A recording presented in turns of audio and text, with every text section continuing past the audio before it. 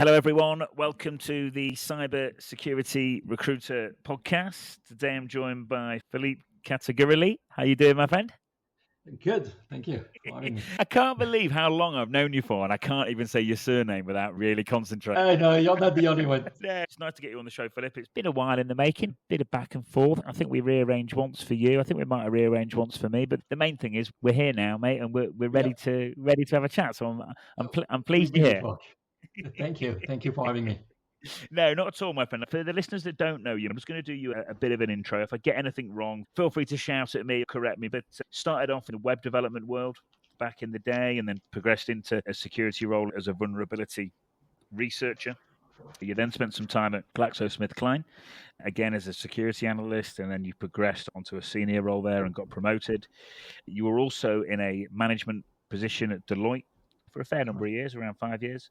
Then you was a member of the advisory board for Krypton Security.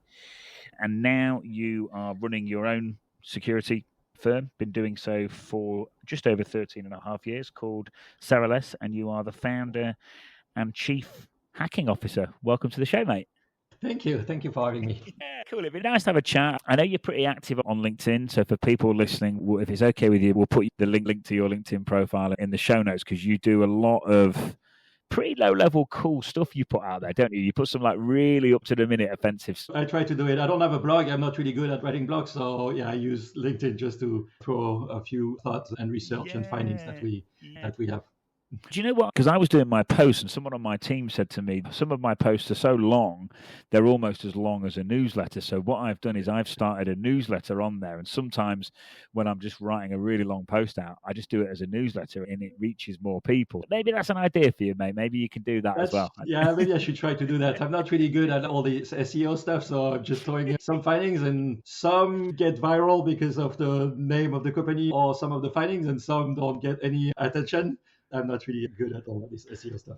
Yeah, cool. I tell you what, I think I saw you communicating with, I think Eric Cabadas. He's got a company called Include Security. I saw him commenting on one of your posts recently.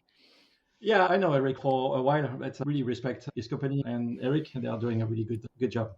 Yeah, he's a nice guy. He's actually one of the first people I ever had on the pod about 2.5 years ago. Oh, wow. But yeah, I knew him before that as well. And yeah, no, you're right. He's a nice guy. He's very into it as well, isn't he? Like really genuine passion, much like yourself, but really passionate. Exactly. Right? Yeah, that's why I think I can relate where we still get our hands on technical stuff, even though we're trying to run a company. But yeah, definitely. Yeah, cool. All right, mate. So I know I've done you a bit of an intro. I like to start with what's a day in the life like. Obviously, you've probably got one of the coolest job titles in the world, like Chief Hacking Officer. It's a pretty cool job title. But what do you get up to, Philip? What's a regular day like for you these days, my friend? So I still keep my hands on. So I'm mainly running pentest and managing a team of pentesters because that's what I enjoy doing. So I don't really care for all the management of people and the business. It's part of the reason why I left my previous job, because I still wanted to get my hands dirty and keep doing what I enjoy doing. So usually when you get in a career, the more you grow in the career and the role, you end up going in management, doing less of the technical stuff, which is what I enjoy. I figured the best way to do it was to start my own company and keep doing it. Yeah, definitely, mate. It's funny when I'm recruiting, Philip, and whenever I've got a really senior role, and if someone's making a transition or they haven't been in a leadership role very long, and this is probably doesn't necessarily help us make a fee in this situation, but I always say, are you sure you want your hands off the keyboard? Are you sure you're sure? Because I know what it's like. Some people think they want a leadership position, they think they want that big fancy title, and then they give it 6 months, 12 months, and they realize that they really miss having their hands on the keyboard. It's like, you sounds like you're like that. It's just something you love so much. And also managing people's difficult, mate, isn't it? It's a headache. Yeah, it's a little bit of a headache. And yeah, as you said, like, it's not about I like my job title, but growing in the corporate world, the job title always, it's not about chasing the job title. And sometimes it comes with higher salary, but higher salary means higher expectation. And that's not necessarily, you end up doing stuff that you really don't enjoy or don't really want to do. And I've seen a lot of people, even people that I work with, that are chasing this title or this salary, and they end up not being happy. So it's not about all that. It's more about being excited to get up every morning and get to work. So that's why I left. I could probably be making more money if I stayed at the Big Four, but I wouldn't be excited as I am getting up every day and working on pentest and do what I do. definitely, my friend. And Philippe, it'd be nice to get into kind of what you're seeing. And it sounds cliche to mention it these days, but we'll have to mention AI at some point and how that's affecting things and what you're seeing with your customers and stuff like that. When you're running the team and stuff, I imagine you get more respect from the team because, like, you're there doing it with them? Does it help manage people in a way that you are still so on the front line, hands on? Yeah, I'm trying to be a part of the team and not necessarily managing them. So we try to work on the project together. I know that sometimes I do QA on the project and looking at some of the findings or testing for just a couple of hours, I'll find other findings that some of the guys missed. But it's just sometimes I say it's just by luck or experience of knowing where to poke around.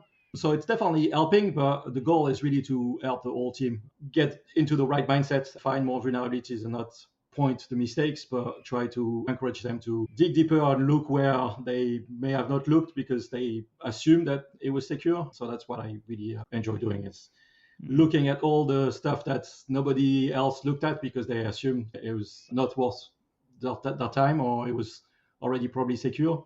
And most of the stuff that we find is where people are making the wrong assumptions. So that's our bread and butter. Yeah. Is that experience? A lot of experience, Yes. would you say? Yeah, definitely. Yeah. And the more you find this stuff, the more you're like, looking back at some of the tests, I'm like, maybe I should have looked at this stuff before and realize that you may have missed a few things in the past. But it's always a new learning experience. So every pen test is different and it's always an opportunity to learn something new. Yeah, cool. Philippe, you said they're common places to poke around. For people listening that are up and coming in the pen testing game and perhaps not as experienced as you, is there any sort of, when you say common places, is there anything that people should be aware of that a lot of people aren't that could help them be better pen testers? That's a good question. Actually, unfortunately, there is not like one checklist or rule. It really depends on your feeling. What I usually say is, as you poke around in the application or doing a pen test, anytime there's something that seems off, it's definitely worth looking. So I think the curiosity is more important than the checklist. And it's more important to understand how the technology or the application is working rather than just throwing tools at it and try to find like low-hanging fruit, because that's where you're going to find like the most interesting or more valuable findings. Yeah, cool, mate. Yeah, that word, going back to Eric, I think Eric mentioned curiosity as like a key characteristic of a good hacker, and you hear it again and again. I know we both know Jason. I sent you that picture when I was with Jason in Dubai, and he was saying it to me as well. If you're using Nessus or you're using whatever you're using, if actually understanding how it works and having taken the time, like it's the sign of a good tester, isn't it? Yes, definitely. And one of the questions I get a lot is like, how do you become a pen tester or hacker? And usually I say, if you have to ask the question, you're already like doing it wrong, because hacker is just figuring things out on your own. So if you're just waiting for somebody to give you the answer, you're already doing it wrong. Try to figure it out. There's not one perfect answer. As I said, it's not about the checklist. It's just curiosity. And hacker may mean different things to different people. So I don't really have an advice for them, except that try to figure it on your own. And if you have questions, it's fine to ask questions, but don't expect to get the checklist or the exact recipe to where you want to be. Yeah, I'm imagining as technology moves faster and advances and changes so quick, I'm imagining what you've just said just becomes truer and truer. Like, you've got to think on your feet, use your initiative. Like, some new piece of tech comes in or something with AI. Like, it's not going to be like a rigid, do this, everything sorted. You're going to have to think outside the box and really think for yourself and think on your feet. Yeah, 100%. You need to stay up to date. Yeah, and you have to be passionate about this, otherwise you quickly become like obsolete. Yeah, cool, mate. All right, buddy, I'll ask you about AI in terms of security. I bet it gives you sleepless nights, doesn't it, Philippe? The stuff in AI and the way it's going. I bet you probably know too much for your own good. So I find AI pretty interesting and it saves a lot of time. I do get irritated when I see a lot of headlines about AI going to take the job of the pen testers or replacing pen testers. I posted something last week about Expo, which I respect. I think they are doing a really good job up until their marketing team decided to market the fact that they were number one on HackerOne and then better than human hackers. And I think it's just a narrative for the marketing rather than the reality. And as I said in LinkedIn, it's not about just finding a number of vulnerabilities. When you look at the numbers that they posted, they found something like over 1,000 vulnerabilities, and that's why they are number one on HackerOne. But when you look at the detail, only 130 of their vulnerabilities actually got fixed. So now it was the question: is that really matters to the business? All these vulnerabilities that were found? I'm not sure. It's not about just numbers; it's about the business impact, and that's where I think right now we're still, as human testers or hackers, still at the edge compared to AI. It's putting the findings in the right context, the business context, and that's where it makes a difference. Yeah, I think there's obviously it's becoming so noisy and there's AI and automation everywhere and like social media and LinkedIn's probably never been busier. And like, I almost see scenarios whereby people are craving, and I've had candidates say this to me lately where I've reached out in a really personal way and they've said, I work with AI all day. It's so nice to actually get a bit of a human kind of bespoke, personalized service. And I wonder if that's going to be the case when it's presenting findings or whether it's getting stuff fixed or when it's doing an assessment. If stuff is just so noisy and just stuff, people almost become desensitized to it. I think there's, whether it's running a recruitment agency, whatever it is, I think there's always that place for good quality, specialized kind of boutique service. A human does want to talk to a human, no matter how good AI gets, I think. Yeah, 100%. I'm not saying it's completely bad. It's a lot of good things, and it allows us to focus on what we're good at and then automate all the other stuff that we don't necessarily good or efficient at. So the combination of the two is good, but I don't think it's going to replace human anytime soon.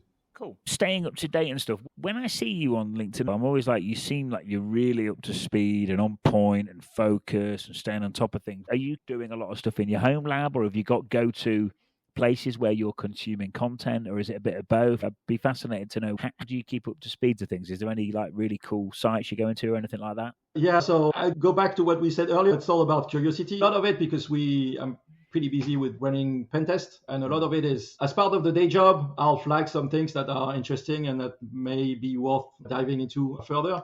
And then at night, I just like either read stuff or test it on our lab and try to get a better understanding of different technologies or things like this. Yeah, but you have to be passionate about it. Again, it's all about curiosity, and if it's something that you don't really care about, you're just gonna read one article and move on. And if you're passionate about it, you'll try to understand every single aspect of it, how it works, what it can do, what people assume it's doing and it's not really doing, and how it was designed.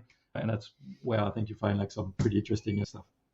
Yeah, definitely. But yeah, you're right. I mean, one of the questions I always like to know is, what are people doing before and after work? Because if you want to be in that top bracket of pen tester, offensive security engineer, whatever we want to call it, yeah, if you're doing 9 to 5, you're probably going to get left behind, mate, aren't you? Definitely, yeah, because that's all the research is usually done outside of the office hours, unfortunately. Yeah. Cool, mate. I just want to move over a bit to kind of like, you've obviously made the leap from when you was at like Deloitte, and then you've made the leap to going out on your own and entering the business world. Like, how did you find that? Was that pretty scary? Did that take a lot of getting used to? Is there anything you know now about going out on your own that you wish you knew years ago for other people having the same thoughts?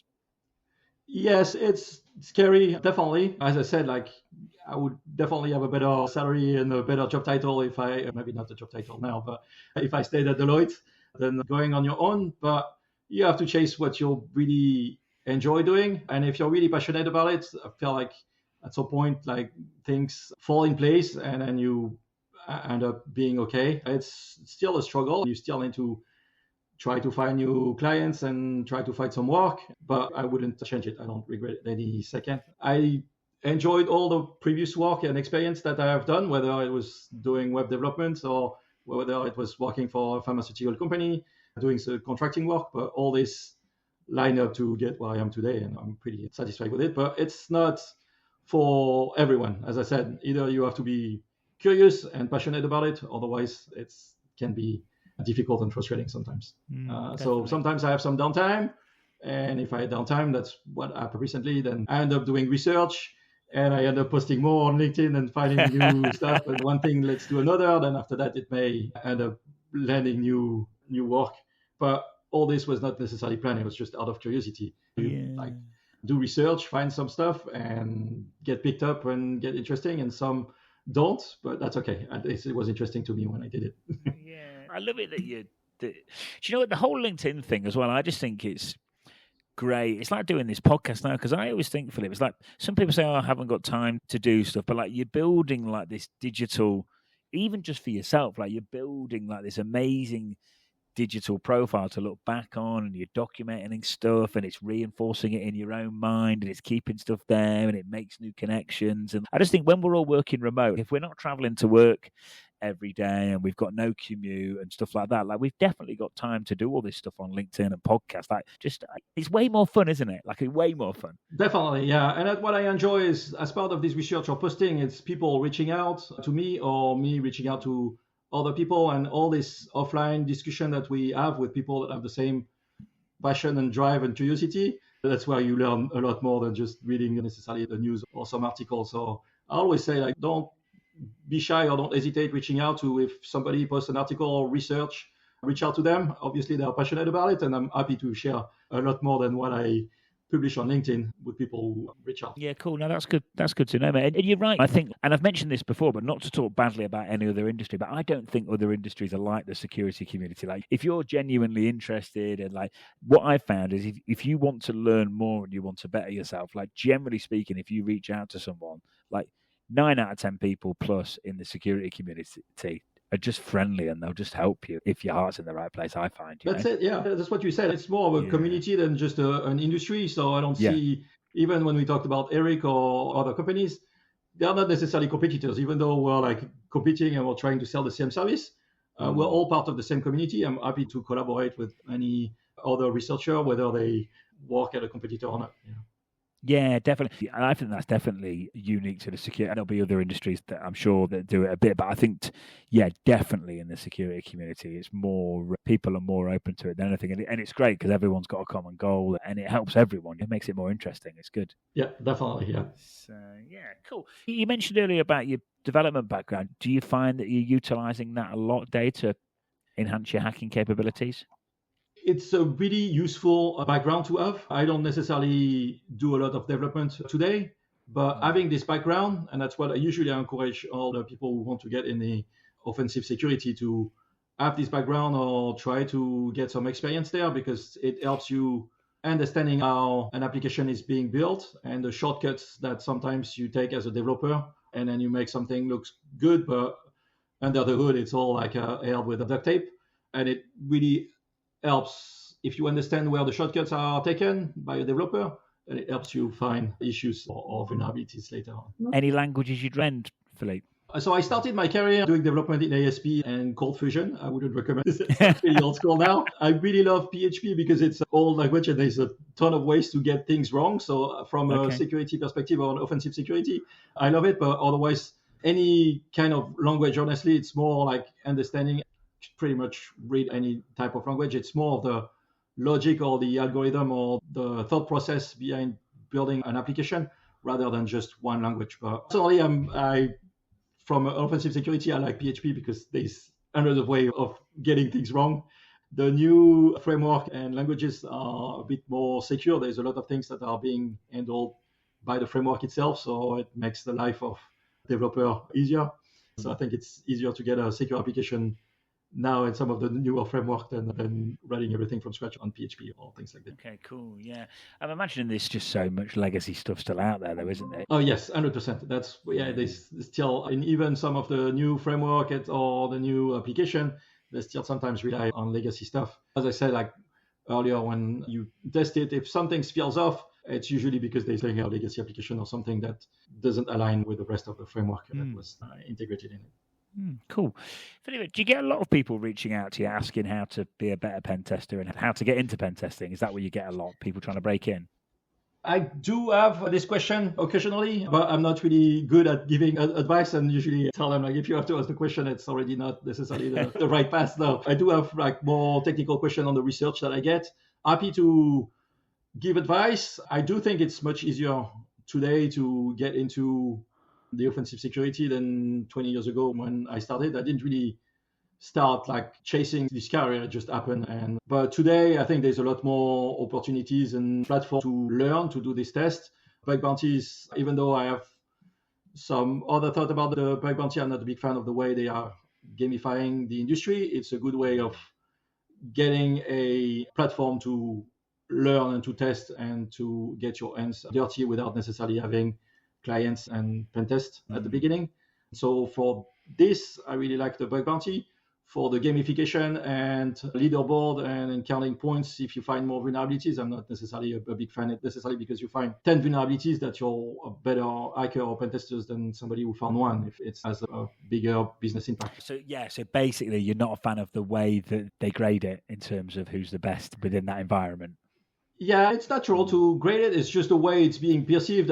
You're number one on hacker one, so you found like more vulnerabilities, so you're a better hacker. And that's what Expo or the AI stuff did recently, is just trying to compare, and it's really hard to compare. It's all about creativity, and as I said, hacking is more of an art than something that you can measure. So it's hard to measure and say, all right, this tester is better than this tester, because it all depends on the approach, technology, the application that you testing, and sometimes the luck of finding the right application or the right vulnerability or the right attack surface at the right time.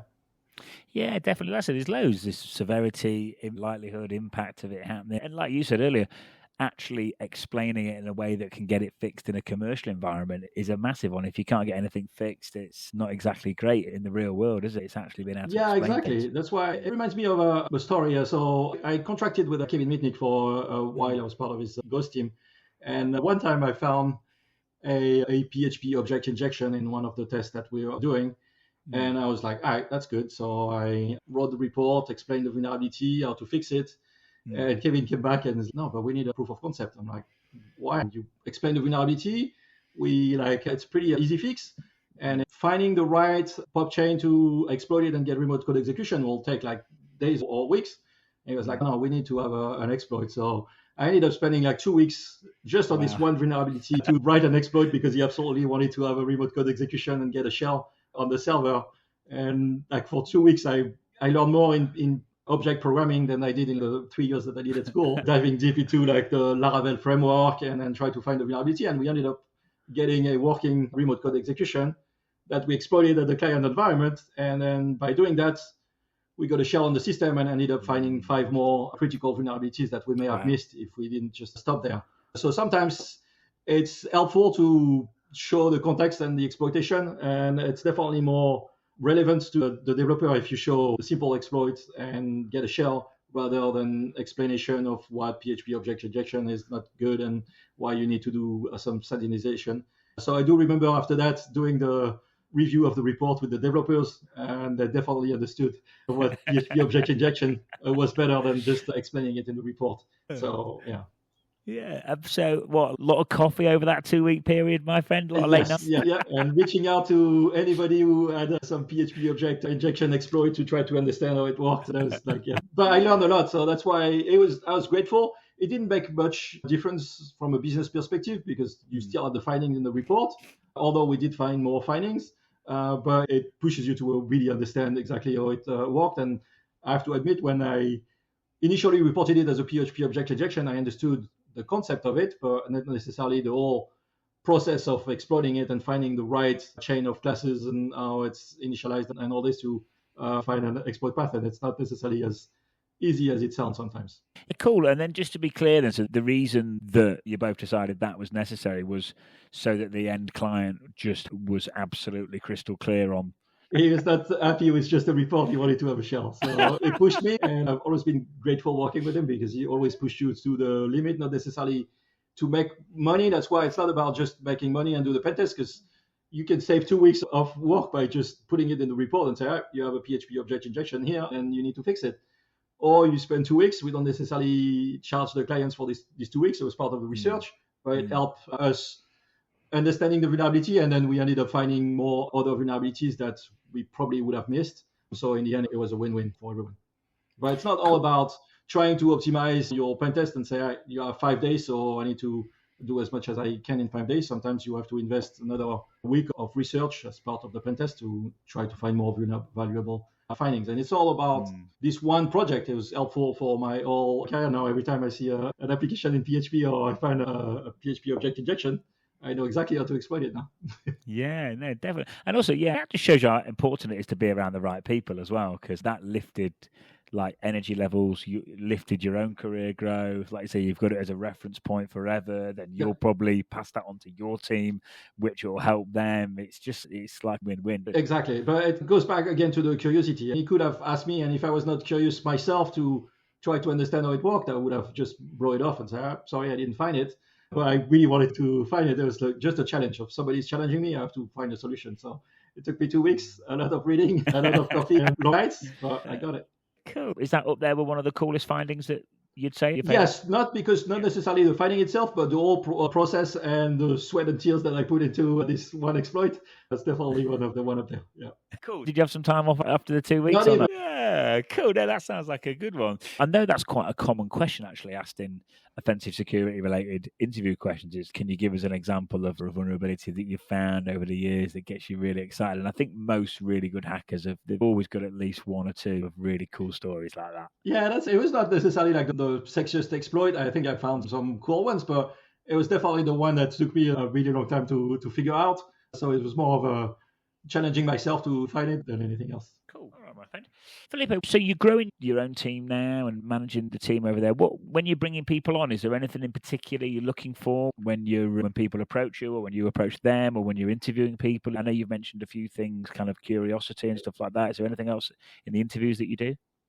Yeah, so I look mainly at the background experience, and as I said, I think it's good to have experience outside of the offensive security because it helps you shape your understanding on how applications are working or environments are working. I don't necessarily look for people that have just only 10 years of experience in only offensive security. I prefer to have somebody who has 2 years of experience in building application or in a blue team, because it helps you understand some of the shortcuts and the real challenges that you have during your day job doing this. And that's pretty much, if you look back at my career, that's what I did. I started as doing web development, then I was in the blue team or managing the perimeter security, what we call at the time, firewalls at the pharmaceutical company. And it all shaped and helped me better offensive security or pentesters because the real challenges. And it's so you can find better vulnerability, but you can also articulate better the impact in the report or the findings that we have.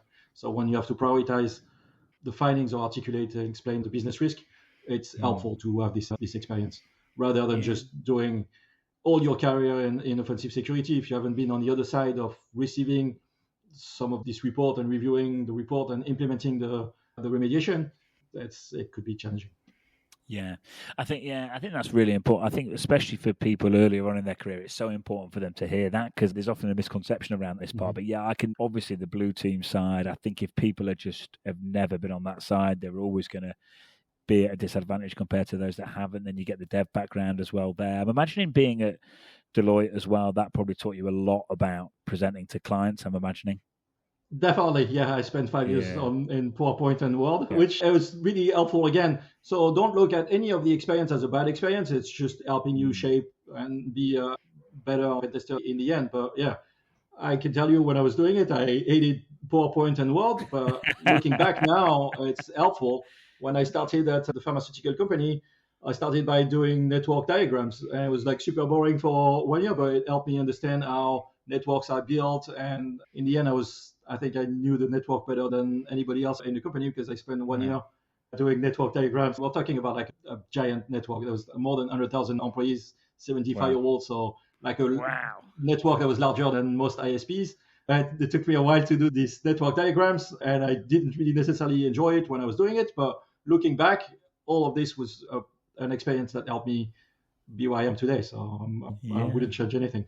Yeah, no. I bet you had some fun there, mate. I bet there was so much going on in a network that size. That was pretty interesting. I had an anecdote that also made me understand all the impact of security. I was managing firewall, and one day I got into a project where we had to upgrade a firewall that was end of life in one of manufacturing sites, making injection for cancer and vaccines. Wow. And to me, that was a pretty easy job from a technical standpoint. It's just, you get the old firewall, you extract the rules, you put it in the new firewall, switch the 2 boxes and turn it back on, and you're done. So it was like a couple of hours of work. Actually, the project took 3 months to complete. I didn't realize, but because they couldn't afford any downtime, it's not like you're manufacturing Coca-Cola. If you don't have your medicine, people can die. So the whole business had to add an extra shift to build up a stock of medicine in case the migration went wrong. So they would still have stocks. It took over a month to just add an extra shift and build up this stock. So I could do the migration, which was just one night. And then after the migration, then they had to eliminate the stock that they had. So they had to change the shift again. And all in all, that's when you realize that, it's not about just changing a firewall. It's the firewall is being used in a site that manufactures medicine and can really impact lives. That was pretty interesting to see the whole business aspect of it and not just the technical 2 hours work of switching the firewall. Yeah, cool, man. It's interesting that you say as well, like you're doing stuff at the time and you're not necessarily joining the dots up at the time, but then you're looking back and going, oh, actually, I'm really glad I learned that and really glad I did that because it's all helped your overall growth for where you are today. 100%. So that's why I say, like, to the younger people looking for a job or not necessarily happy in their job is take it for what it is. You'll still learn some stuff. So take it as an opportunity to learn as much as you can. And once you've grown it, then it's time to move on to something else, but don't necessarily chase the job title or the work. It will all eventually work out in the end. Yeah, no, I like that, mate. I like that attitude. It's good. On the Deloitte side, that is such a big thing I know from taking job specs from clients, anyone that's been in the Big Four, that's had that client exposure, and people that have been in that environment tend to have been trained pretty well as well. And certain people in their earlier stages of the career won't realize just how vital that communication piece and being able to articulate risk and getting sign off to people that don't understand anything about security, never mind low-level hacking and stuff like that. It's like all those skills are they're important, mate, aren't they? 100%. And that's why otherwise you end up like Expo that found 1,000 vulnerabilities, but only 130 got fixed because you're missing the context and you're not able to explain to the business what the risk really is. And at the end of the day, that's what we're doing when we do the pen test, is trying to make the business be more secure. All the technical stuff is just a fun part for us to have fun and find vulnerabilities, but in the end, the business only care about the report and us articulating the risk and which one is worth fixing in priority compared to another. Cool, my friend. All right, buddy. As we come to the end here, buddy, I used to ask what book has had the best impact. It could be on you as a person, or it could be just on your security career, but it could be anything like content, podcasts, books. Is there anything that you've come across that's helped you that could help the listeners, Philippe? So books, I would say not because I work with him, but Kevin Middick's book, Ghost on the Wire, was definitely a good one. Now, I don't read a lot of books because I do a lot of reading online. And what I like reading is all the technical write-ups or CVs and advisories. Sometimes there's a lot more under the hood at what you can see. And it helps you understand, looking beyond just the vulnerability, but the write-up helps understanding the thought process of how this researcher found this vulnerability. And then sometimes it inspires you to go do further research or look at something else. So that's what I do most of my reading today. It's looking at advisory and write-up of core vulnerabilities or chaining vulnerabilities together and the thought process that was involved in finding those vulnerabilities. Cool, mate. Cool. We'll get Kevin Mitnick's book in the show notes. And if it's okay with you, mate, I'll get your LinkedIn profile in there. Is it okay if people want to reach out to you on LinkedIn? Is that all right? 100%. Please do. Yes. Yeah. I love people reaching out, whether it's about some of the research that I'm working on or they are working on, or I don't know, about career advice, but just feel free to reach out. Always. Yeah, cool. All right, mate. I think we've whizzed up, mate, to about 40, 50 minutes. It's gone quick, hasn't it, eh? Wow, not bad. Yeah, did. No, I've enjoyed it, mate. It's been nice to catch up. I know you're busy, and thanks for your time, mate. And it's been good, mate. I've enjoyed it.